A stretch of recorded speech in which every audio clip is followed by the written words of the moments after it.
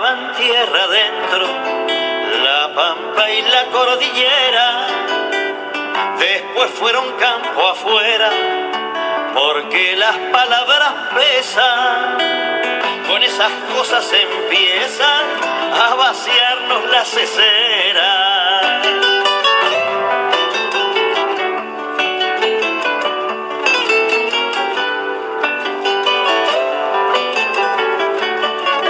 Bueno, ahora sí, ya estamos comenzando con la columna del politólogo Aurelio Ergañarás, que hoy, este sábado, ha titulado Perdidos en la noche del G20. ¿Por qué perdidos? ¿O por qué la noche, mejor dicho? ¿Por qué la noche? Empecemos por el tema de la noche. La justificación es que el G20 en realidad se constituyó para otra cosa. El G20 se constituyó para buscar entre los países más importantes del mundo una respuesta a la crisis del 2008. Esa situación, la crisis que empezó con la espectacular caída de Lehman Brothers, fue lo que dio motivo a la constitución del G20, que en realidad naufragó, porque para no naufragar era necesario imponerle reglas al sistema financiero internacional que nadie se atrevió a imponer esas reglas.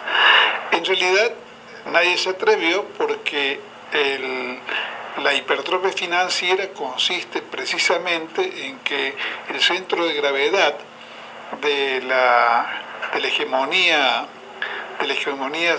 global se ha trasladado en todo un proceso histórico del mundo de la producción al mundo de las finanzas y la especulación financiera.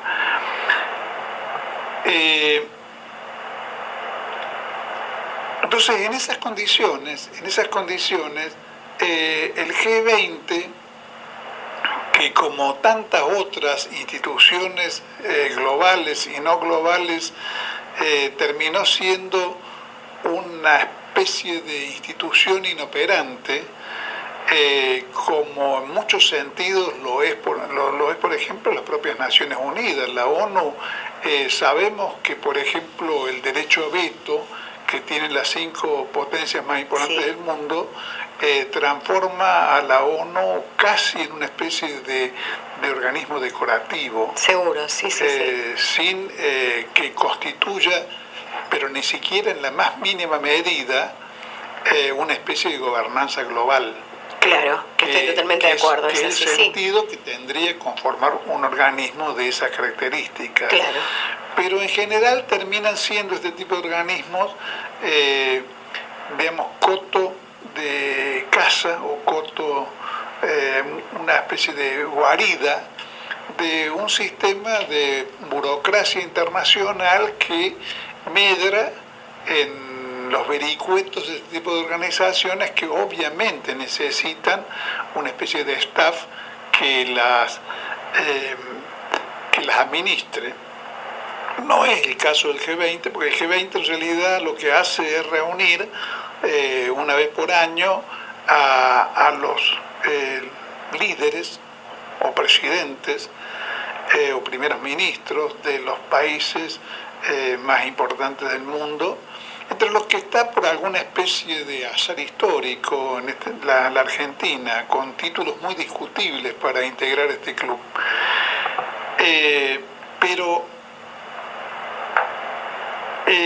el sistema en el cual esta situación se ha originado y que persiste con algunos cambios que vamos a señalar enseguida, es el sistema, digamos, de la globalización financiera o de la globalización con hegemonía financiera, donde la hipertrofia financiera afectó prácticamente a todos los países del mundo, con la salvedad de China, y relacionado además con el hecho de que la producción digamos, la producción Sí. de bienes Sí. se trasladara durante varias décadas de los países centrales al mundo periférico y particularmente a China. Este fenómeno, a su vez, ha desatado en los últimos años un particular agravamiento, digamos, ¿no?, en la Sí. situación de las economías centrales, que ha puesto en crisis el sistema de los países centrales. Se pueden nombrar dos expresiones o dos manifestaciones de esa crisis, una de las cuales se llama Trump, Sí. y la otra se llama, ya no tiene un nombre propio, sino se llama Brexit, que es la salida de Gran Bretaña de la Sí, Unión Europea. de la Unión Europea. Y se puede nombrar también, porque se trata de un fenómeno muy significativo, cierto auge o cierta creciente, digamos, papel de las derechas antiglobalización de los países centrales. Es decir, hay una derecha, en algunos casos simbólicamente adopta, digamos, caracteres o identificaciones nazis o de otro tipo, pero hay una derecha antiglobalización cada vez más notoria, más activa y con, digamos, éxitos electorales crecientes en Francia, en Sí. Alemania, en la propia Inglaterra, donde ganaron las elecciones por las cuales Inglaterra a Gran Bretaña está saliendo Sí. de la Unión Europea. Esa derecha reactiva contra el orden de la globalización, cuya figura máxima, digamos, ¿no?, en este momento es Trump, pretende digamos, restablecer la localización de la producción en los países centrales, que estaban en otra época en el rol que en este momento ocupa China, el rol de succionar materias primas y devolver al mundo periférico productos industriales más elaborados, y es un proceso que ha ido como vaciando Sí. las estructuras económicas y sociales de los países centrales, ha destruido, por ejemplo, a la ciudad símbolo del automovilismo norteamericano, que es Detroit, y ha desplazado segmentos muy significativos de la producción no solamente a China, sino en alguna medida también a la India, a Vietnam, a Singapur, a países africanos, encontrando solo parcialmente una excepción en el caso de Japón y de Alemania, sobre todo de Alemania, que continúa siendo el país más, digamos, más vinculado a la producción material de bienes del conjunto de Europa, de la Unión Europea. Esta situación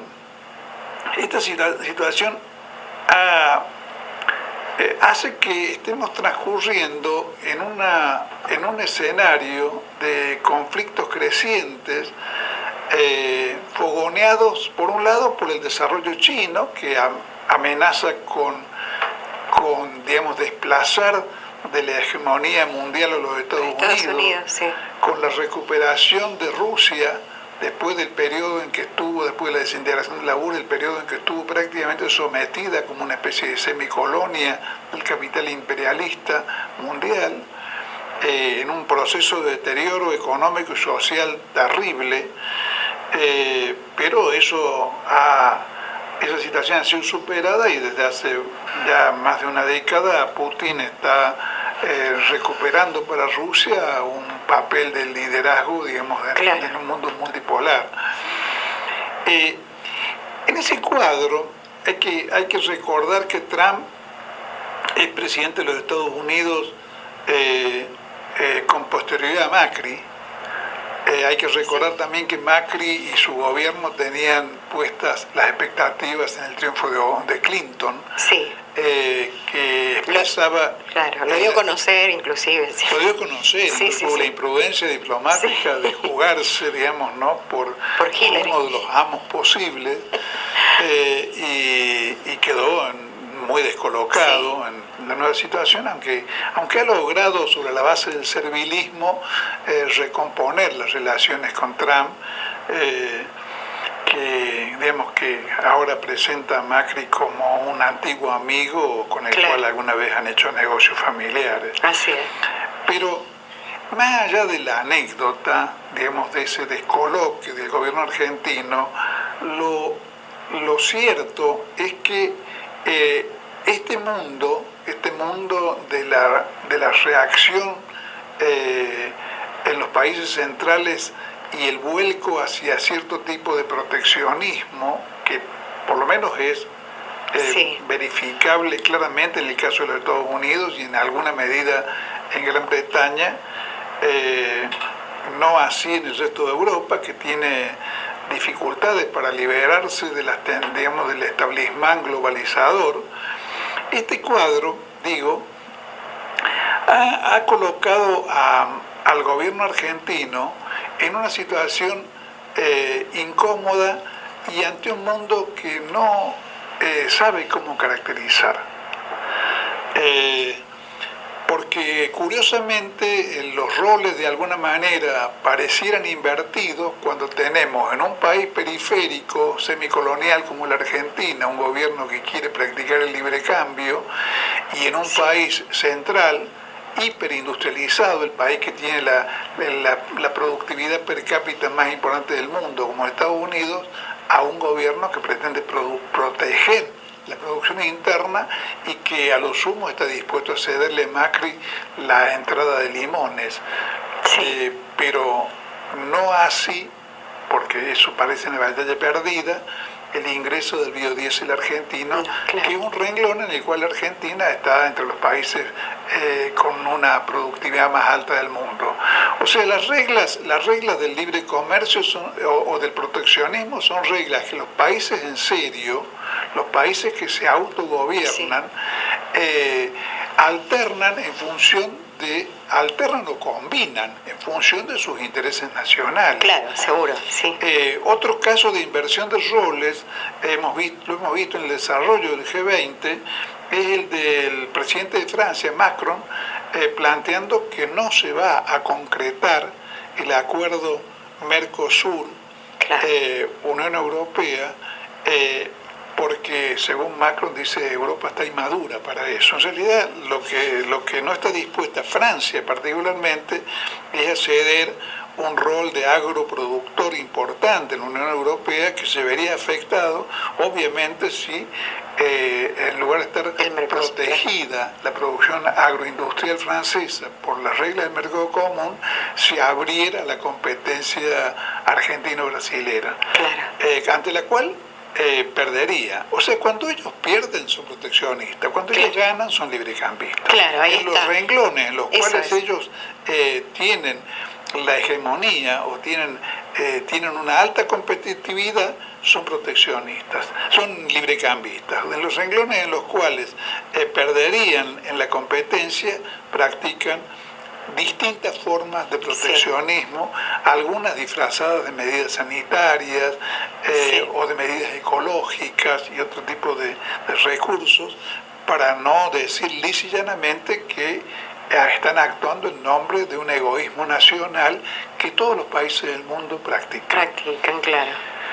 Es decir, no es casual que en este momento China sea la campeona mundial del libre cambio, porque en las condiciones de libre cambio, China en este momento está en condiciones de ganarle a cualquier país del mundo. Claro, Precisamente por eso Trump pretende proteger la producción norteamericana de la invasión de mercaderías chinas y se transforma de repente, Estados Unidos se transforma de repente, después de haber sido durante décadas el campeón del libre cambio, en un país que practica, no predica, porque no se dedica a predicar, tiene el sentido práctico necesario como para no predicar, sino poner en acción, seguro, poner en sí, acción sí. Una política proteccionista de su propia economía.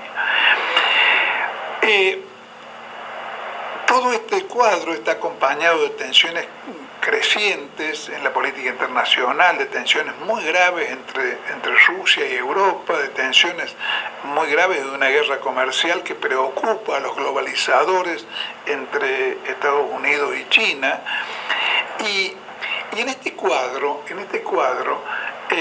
con su librecambismo teóricamente ingenuo, desde el punto de vista práctico no hay ingenuidad, sino hay intereses de los sectores argentinos, digamos, situados en el negocio de importación y exportación. En primer lugar, de nuestros productores agropecuarios que como tienen su mercado fundamental, el mercado mundial, no les interesa proteger a la Argentina de la invasión de mercaderías extranjeras. Son lo que han sido siempre, una granja de los países industriales del mundo. Y no ya, eso conviene dejarlo perfectamente en claro, como Macri en algún momento prometió, el supermercado del mundo. Porque hay una diferencia muy grande entre ser el supermercado del mundo y ser el granero del mundo. Sí. El granero significa vender al mundo productos sin elaboración. Claro, materia prima, claro. Materia prima. En cambio, ser el supermercado significa elaborar esa producción. Claro.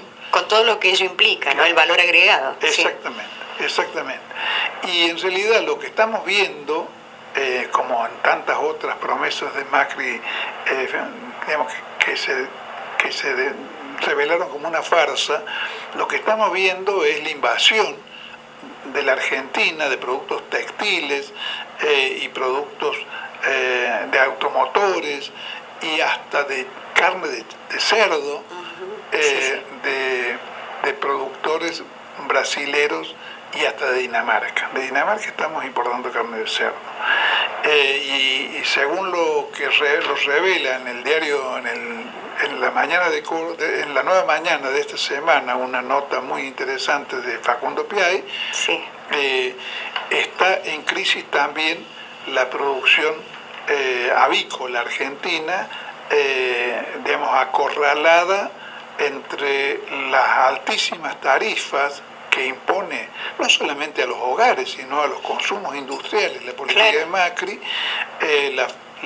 la supresión de las retenciones a las exportaciones agropecuarias y la baja del consumo, y como si eso fuese poco, la pérdida del mercado más importante que tenía la industria avícola argentina, que era el mercado venezolano. En este cuadro, digamos, ¿no?, que el marco en el cual se está desarrollando esta reunión del G20, por todas esas razones, el gobierno luce, por eso tiene sentido el título, como una especie de mendigo desorientado, que quiere quedar bien con los poderosos de la tierra porque está exigido por los desastres que ha acorralado, andar pidiéndole una moneda a cada país del mundo, y en consecuencia quiere complacer a todos, particularmente quiere complacer a los dos contendores más importantes del G20, que son Estados Unidos y China, quiere quedar bien con ambos. Aunque después de las declaraciones que hubo por parte de la representante, digamos, de Estados Unidos, bueno, no quedó como muy bien parado en ese sentido. Han tratado Sí. de salvar la ropa con unas declaraciones, pero en realidad lo que no pueden disimular es que el amo les ha marcado la cancha. El amo principal, Claro. el gobierno norteamericano, les ha marcado la cancha haciendo unas declaraciones absolutamente reñidas con todo criterio de diplomacia, de que estuvieron de acuerdo sobre la pelea contra Venezuela y contra la acción económica depredadora de China. Así es. Esa es la frase. Esa es la frase que dio su vocera, digamos. De un vocero del presidente La vocera Trump, Sanders, claro, sí. que ha dejado muy mal parado o muy descolocado al gobierno de Trump. Claro, de enfrentar los desafíos regionales de Venezuela. Con estas palabras, así lo dijo, ¿no? Exactamente. Y la actividad económica depredadora de China. Claro. Teniendo al presidente de China acá en el país, bueno, una situación muy particular, ¿no? Entonces, en ese marco, sin comprender qué es lo que está ocurriendo en el mundo y sin poder adaptarse a esas condiciones y sobre todo sin poder situarse por su carácter de gobierno entreguista y vendepatria, sin poder situar los intereses, cuáles son los intereses y el juego que debe llevar la Argentina en ese contexto, el gobierno luce como perdido en la noche. Ahí venía. Y en realidad yo diría que lo que estamos soportando los argentinos, lo que tenemos algún sentido del patriotismo en este encuentro es, digamos, un espectáculo donde se mezclan la farsa, una especie de farsa durambarbista, donde se pretende aprovechar este encuentro para hacerle creer a nuestra población o hacernos creer que la Argentina es un país respetado y considerado por todo el mundo, y por eso estamos en este juego de la liga principal, y el ridículo que creo que la que lo ha personificado mejor es la vicepresidenta Michetti, llegando tarde a la cita donde tenía que esperarlo a Macron y después diciendo que tenía una reunión. Claro, creo que, claro, lo mencionamos esta mañana cuando hacíamos la apertura. Y después cometiendo una cosa ya directamente cómica, que es una especie de declaraciones públicas en un cocoliche que pareciera ser que ella cree que es italiano. Pero donde realmente lo que muestra es una incultura y una falta de sentido de ubicuidad absoluta. Es vergonzoso. Claro, su currículum como vicepresidenta dice que habla fluido francés. Sí. Así, habla varios idiomas. Seguro, sí. Bueno. Ahí no dijo la verdad. Entonces por ejemplo, el rol de la Argentina, aparte de andar pasando la gorra, a ver si le cae alguna moneda de algún lado, aparte de cumplir una especie de rol meramente protocolar, digamos, tipo mayordomo, consiste en ocupar, como han ocupado los funcionarios del gobierno, el centro de comunicaciones que se ha armado a raíz de este encuentro para hacer declaraciones públicas, declaraciones periodísticas destinadas a que creamos que realmente estamos en este momento cumpliendo un rol significativo en un encuentro en el cual yo diría que somos la comparsa, pero somos la comparsa porque no porque el país no pueda tener otro rol, sino porque tenemos un gobierno que no asume ni defiende los intereses nacionales de Argentina. Realmente la situación por la cual atraviesan el encuentro Brasil con Temer y la Argentina con Macri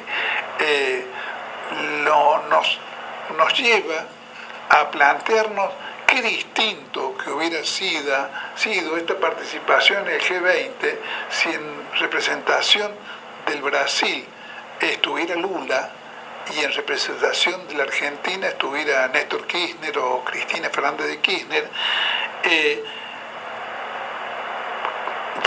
ya que en ambos casos, pese a las debilidades que se pueden señalar en sus proyectos y en su trayectoria política, nos encontrábamos con gobiernos que querían defender los intereses nacionales del Brasil y de la Argentina. Y entonces,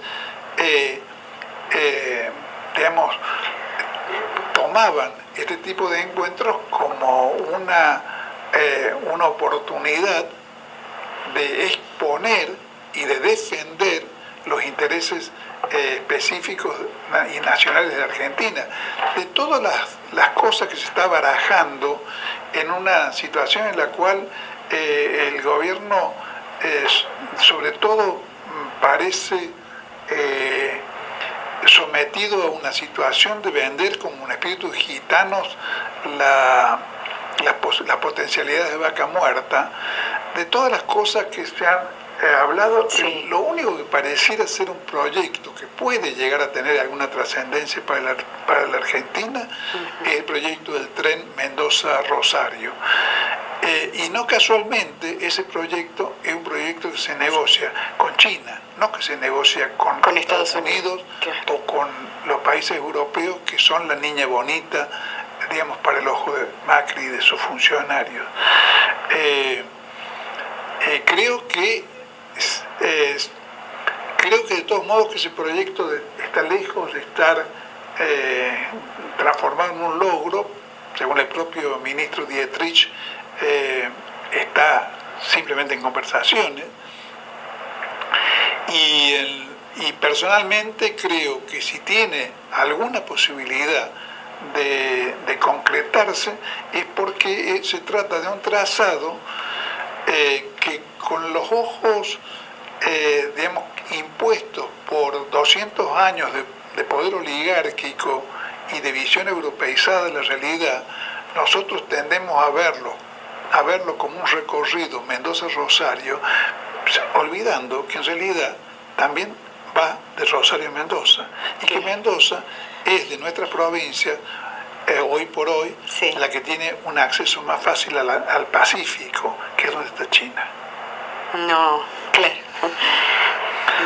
No tenemos que fijar en eso.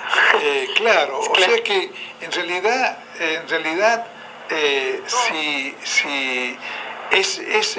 ese proyecto que de concretarse podría significar algún cambio significativo en el orden del transporte de la producción nacional, creo que si se concreta es porque de alguna manera también responde a los intereses nacionales de China, que está francamente interesada en volcar la producción de países como Brasil y la Argentina hacia puertos del Pacífico. Claro.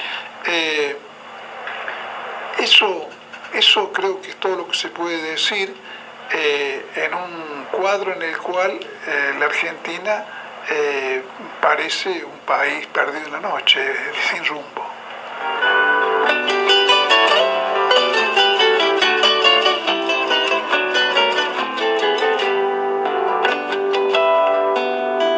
Se llamaban tierra adentro la Pampa y la Cordillera, después fueron campo afuera, porque las palabras pesan, con esas cosas en pie